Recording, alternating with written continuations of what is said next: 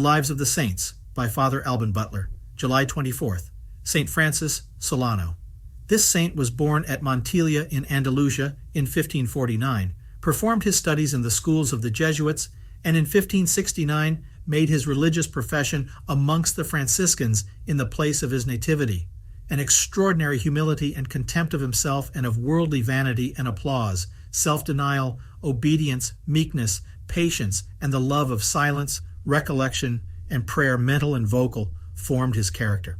Whole nights he frequently passed without sleep on the steps of the altar before the Blessed Sacrament, in meditation and devout prayer, with wonderful interior delight and devotion, burning with holy zeal and charity, and an ardent desire of the salvation of souls. After he was promoted to the priesthood, he divided his time between silent retirement and the ministry of preaching. His sermons, though destitute of the ornaments of studied eloquence, powerfully withdrew men from vice, and kindled in their breasts an ardent desire of virtue. The saint was appointed master of novices, first in the convent of Arizava, 2 miles from Cordova, afterward in that of Monte.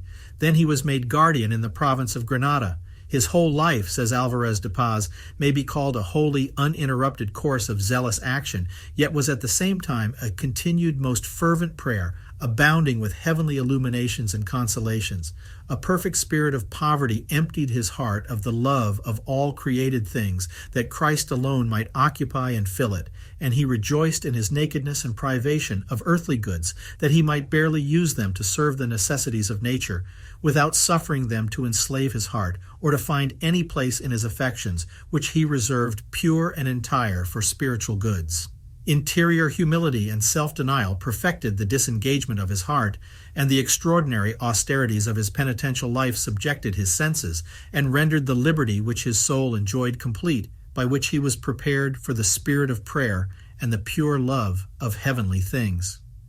Earthly comforts used with moderation and as supports of our weakness may be sanctified by a good intention, but whilst they bolster up our weakness, they keep it alive and strengthen it.